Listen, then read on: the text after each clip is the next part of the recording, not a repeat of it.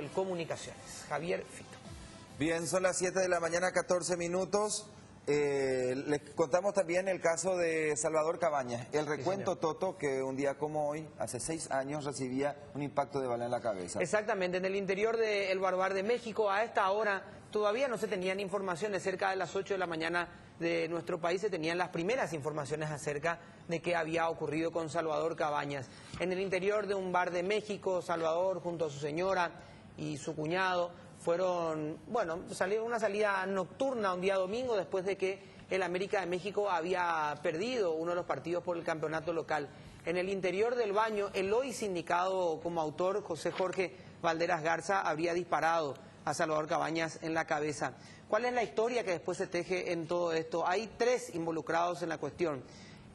Valderas Garza, por un lado, el seguridad de Valderas Garza, conocido como el Contador, y otro jefe narco, otro narcotraficante conocido como la Barbie. Los 3 detenidos un año después del atentado a Salvador Cabañas. Tanto la Barbie como el Contador indican que José Jorge Valderas Garza fue quien disparó a Salvador Cabañas. Cabañas, después de este atentado, fue llevado de urgencia a un hospital de México, en Los Ángeles de Pedregal, en donde fue operado por el doctor Ernesto Martínez. 36 días quedó internado Salvador Cabañas en terapia intensiva. De ahí va a un hospital, Loma San Jerónimo, también dentro de México, en donde hace parte de su recuperación y da su primera entrevista a Televisa de México. Luego Salvador Cabañas, el 22 de marzo de ese mismo año, va hasta la clínica Fleni de la Argentina, en donde hace otra parte de su recuperación, la parte más asombrosa tal vez de su recuperación, en donde se conocen incluso los primeros videos y se da un diagnóstico o un parte médico de que Cabañas tenía algunos conflictos cognitivos, aún tenía todavía algún problema en el hemisferio izquierdo del cuerpo, en donde presentaba cierta debilidad. En mayo, el 24 exactamente, Salvador Cabañas retorna a Paraguay y parte de su recuperación la hace también aquí en la clínica Randall de Asunción con el doctor Celso Fretes, que también participó en todo el operativo. A partir de ahí, nada se supo de los autores del crimen a Salvador Cabañas. Ya un año después de aquel incidente caen los 3 protagonistas que mencionaba anteriormente. La Barbie, el Contador, que eran los 2 narcos que estaban trabajando con José Jorge Valderas Garza, que fue el autor del disparo, según lo que menciona un operario del Baruar de México y lo que también mencionan los otros 2 narcotraficantes que están presos todos en este Después lo matan momento. al JJ en la cárcel. Es lo que se menciona, pero nunca se Él confirma. cayó porque la novia dio algunos, que fue una modelo, dio algunos detalles en el Facebook y Algunos la policía indicios. ahí de la localización, ¿verdad? Según el mismo JJ o Valderas Garza, él nunca salió del Distrito Federal de México. Él nunca salió del México DF, él siempre estuvo en ese lugar. Lo que siempre se mencionó es que había otro conflicto superior entre el narcotraficante conocido como la Barbie y también con la Chiva, que era otro narcotraficante, por una actriz mexicana.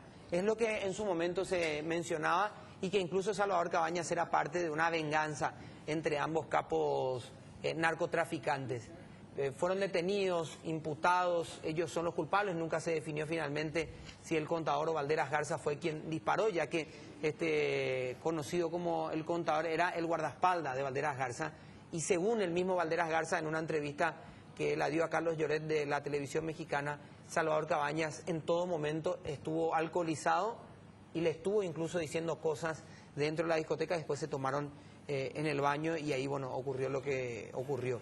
Estábamos a las puertas de un mundial y era el mundial de Salvador Cabañas. Algunos mencionan incluso que el mismo Cabañas estaba ya transferido al fútbol de Inglaterra y estaba todo dispuesto para que él juegue la Copa del Mundo y luego de la Copa del Mundo Salvador Cabañas pueda ser transferido al Sunderland del fútbol. Antes tuvimos la Copa América, ¿verdad? En Argentina. No, fue después. En el año 2011 es la Copa América ya sin Salvador Cabañas. Ah, correcto. Lo que habíamos tenido era una gran eliminatoria en donde Paraguay se destacó plenamente con Salvador Cabañas. Le ganamos a Brasil. El mariscal, le ganamos a Brasil, le ganamos a Argentina, estuvimos como líderes. Gordiño le decían los brasileños. O Gordiño.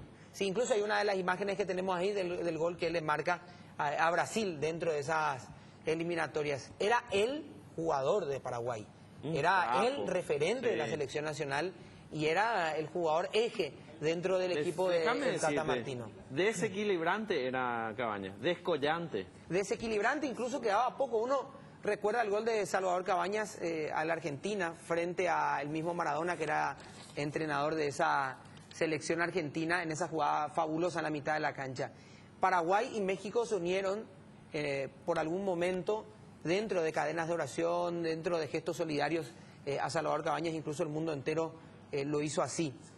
La gran pregunta o el gran conflicto de Salvador Cabañas vino mucho tiempo después o meses después, cuando empezaban las primeras acusaciones de estafa por parte de la familia Cabañas a José María González. Y sus bienes siguen siendo dudas porque desde el primer momento de los conflictos, meses después del caso Salvador Cabañas, se mencionaba que José María González era el testaferro de todos los bienes de Salvador Cabañas y ni siquiera se sabía lo que ocurría con Salvador Cabañas. Meses después eso fue descartado, que tenían bienes en conjunto, que Salvador Cabañas no tenía todo el dinero que mucha gente menciona que tenía. Salvador Cabañas incluso dio un monto ya años después de su recuperación del dinero que él habría hecho, pero nunca se supo a ciencia cierta cuánto es lo que Cabañas ganó y cuánto es lo que efectivamente Salvador Cabañas tenía. Él tenía problemas impositivos con el fisco mexicano, tenía problemas en ese sentido y nunca se esclareció el porqué, nunca se pudo saber cuáles eran no solamente los bienes reales, sino las deudas reales que Cabañas tenía, porque él absolutamente manejaba todo y después del accidente esa información se quedó con él y si él se olvidó de esa información, bueno, esa información desapareció para siempre. Incluso José María González estuvo preso.